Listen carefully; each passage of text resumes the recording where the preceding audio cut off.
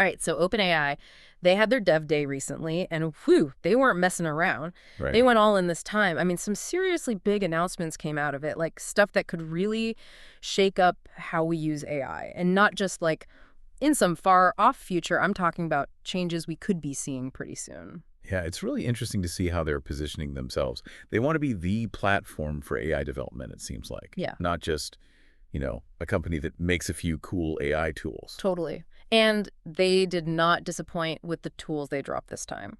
One of the biggest things for me, this real-time API thing. Now, I know that sounds super jargony, Yeah. but basically what it means is AI can now interact in real time.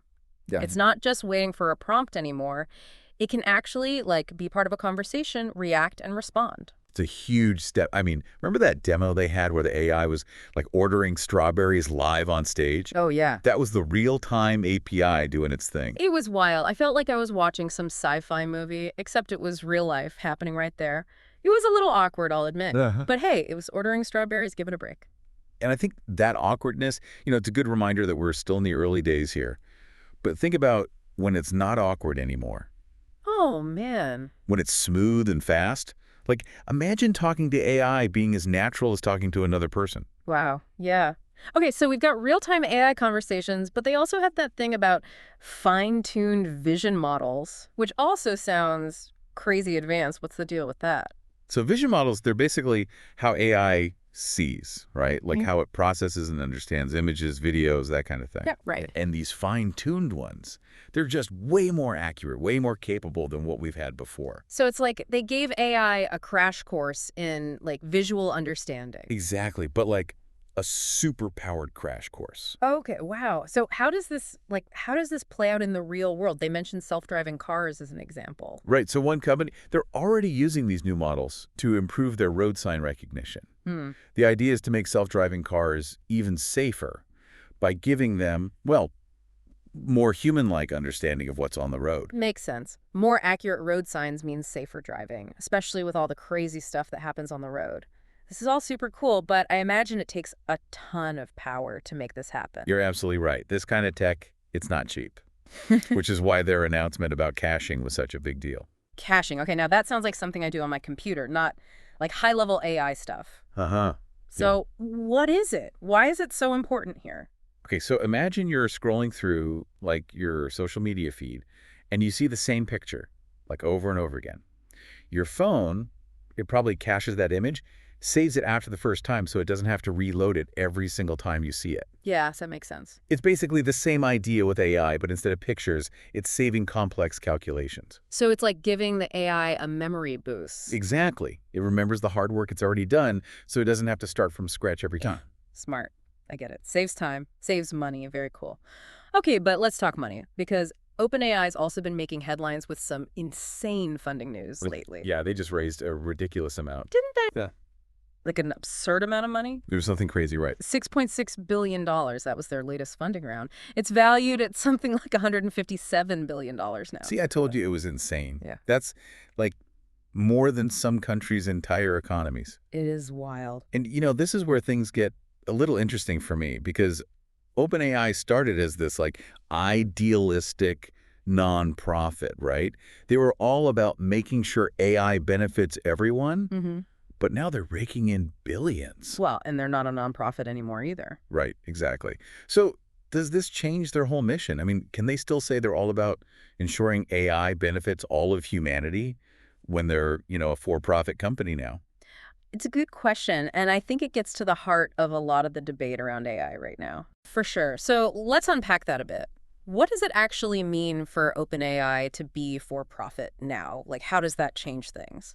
So it doesn't automatically make them, the bad guys or anything. Yeah. It's complicated. They're calling themselves a benefit corporation now. Basically, it means they're legally obligated to consider the social good, not just shareholder profits. Okay, so they still have to answer to their investors, but there's this added layer of like social responsibility. Exactly. But who gets to decide what that even means, What is the social good when it comes to something as powerful as AI? And how do they balance that with making money, which is, let's be real, the whole point of being a for-profit company? Yeah, and that's the million-dollar question. Well, more like the billion-dollar question in their case. Sure. There's no easy answer. And it'll be fascinating to see how they handle this whole balancing act. Totally agree. It's like they're walking a tightrope, and the whole world's watching to see if they make it. Exactly. Speaking of tricky situations, let's talk about those high-profile people who've left OpenAI recently. Because in the middle of all this success, they've also had some pretty major players jump ship. And not just anyone. We're talking about some of their top people, what's going on there. Yeah, the big one that stood out to me was Mira Murati, their CTO, leaving so abruptly, it seemed like. I guess even the CEO was caught off guard a bit. You don't see that very often, especially Yeah. that level. Definitely not common, especially given her role. And when it happened, it makes you wonder what was behind it all, you know? Yeah, and then there's that whole thing with Greg Brockman, another co-founder. He's on like extended leave, so that's two big names taking a step back right when OpenAI is making these huge moves, and everyone's watching. It's kind of hard not to be a little suspicious. The timing is definitely interesting. Yeah. I mean, publicly, everyone's being very diplomatic, talking about smooth transitions and new opportunities, all that. But of course, everyone's going to speculate about what's really going on. Right, it's like we're all trying to read between the lines here. Do you think it could be related to them going for profit now, maybe some internal disagreements about the direction they're headed? It's definitely possible. Yeah. I mean, you could see how there might be different opinions about how to balance making money with that whole benefiting humanity thing. Yeah, or maybe even concerns about how fast AI is moving. Like, are they moving too fast? Are there ethical things they're not considering enough? Could be a lot of factors at play there. Yeah. We probably don't know the full story unless someone writes a tell-all book someday. Right, exactly. Well, either way, it adds another layer to the whole OpenAI saga. And it's not just internal stuff they're dealing with either, right? Because there's also that whole thing with the AI regulation that almost happened in California. Oh, right. Yeah, that was a big one. What was that all about again? So basically, California was trying to put some stricter rules in place for how AI is developed and used kind of like a model for the whole country to follow, potentially. And that's a big deal because California is like the tech hub of the universe. So what happened? Why didn't it go through? Well, it faced a ton of pushback from the Yeah. tech industry. A lot of companies felt like it was way too broad and would stifle innovation, all that. So they were worried it would be bad for business, basically. Right. Pretty much, they argued it would make it harder for companies doing good things with AI, create unnecessary obstacles. So it's that classic tension between progress and caution. Yeah. How do you innovate without rushing into things and creating potentially bigger problems down the line? It's like trying to nail jelly to a tree. Exactly. And with AI moving so fast, it's even harder because the rules are constantly changing, right? Which brings us back to OpenAI. They're at the forefront of this whole technological revolution, but they've also got all these other things to juggle, the ethical stuff, the financial pressures now, this regulatory scrutiny. It's a lot. Yeah, it's like their story kind of encapsulates the whole AI landscape right now, this incredible potential, but also these huge unknowns and challenges. Okay, so we've talked about their dev day, their funding, their corporate structure, even some of the internal and external challenges they're facing. It's a lot to digest, for sure. But for someone who maybe hasn't been following every single OpenAI headline, why should they care? What's the big takeaway here? I think the main thing is that OpenAI's journey is a glimpse into the future. We're Mhm. all headed towards this is just the tip of the iceberg when it comes to AI and how it's going to change things. Okay, so let's circle back to OpenAI's Dev Day for a minute, because amid all the other news, they did announce some pretty groundbreaking stuff. And one of the things that really stood out to me was this whole real-time API thing. Yeah, that was huge. Can you remind us again what that is and why it's so important? Yeah, so basically it's a way for developers to build applications that can interact with AI in a much more natural way, like a conversation, instead of just one-off prompts. So like instead of me typing something and waiting for the AI to respond, it's more like I'm having a back and forth with it. Exactly. It can react in real time, handle interruptions, even understand things like tone of voice eventually. So it's like the difference between texting someone and actually having a phone call with them. A good analogy, yeah. It's that level of immediacy and fluidity that's really game-changing. And I remember they had that demo where the AI was ordering strawberries live on stage. That was a real-time API in action, right? Yep, that was it showing what it can do, and that was just a taste of what's possible. It's kind of mind-blowing when you think about it. AI that can actually hold a conversation like a real person. Yeah, we're getting closer to that sci-fi future all the time. Okay, but strawberries aside, what are some other ways this real-time capability could be used? Oh man, the possibilities are endless. Think about things like virtual assistants that can actually have a real conversation with you, understand what you need and respond accordingly. Or imagine real-time language translation that actually works seamlessly, breaking down language barriers. Wow, so many cool applications. And they also talked about these fine-tuned vision models, which sounded incredibly Yeah, advanced. they basically supercharged how AI sees and interprets visual information, like pictures and videos. So before we were giving AI glasses, now we've given it like supervision.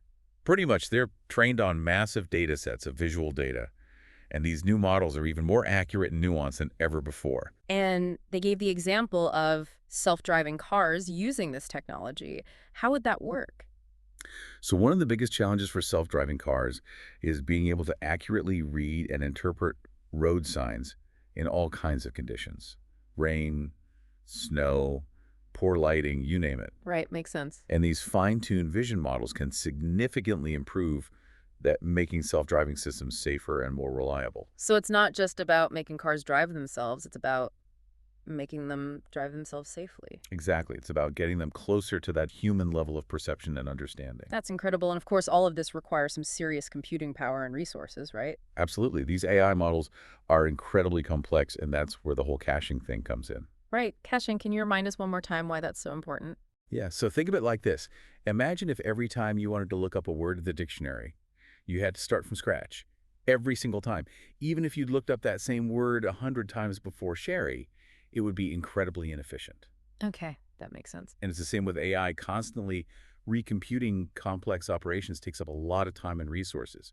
So caching is a way to store the results of those computations and access them quickly when you need them again. So it's like giving the AI a memory boost. Exactly, and it makes everything faster, more efficient, and ultimately more affordable, which Hmm. is huge for making AI accessible to more people and companies. And that's a really important point because as AI becomes more powerful and more integrated into our lives, we need to make sure it's not just controlled by a handful of tech giants. Absolutely.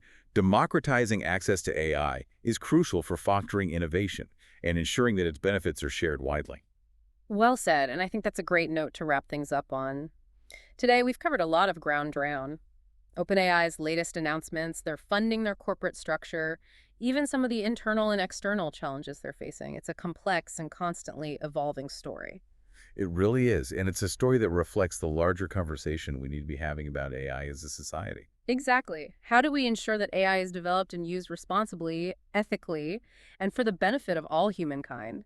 These are big questions, and there are no easy answers. No, but the more we talk about these issues, the more informed decisions we can make as a society. Absolutely well said. Well, that's all the time we have for today's deep dive into the world of OpenAI and artificial intelligence. Thanks for joining us. It's been a pleasure.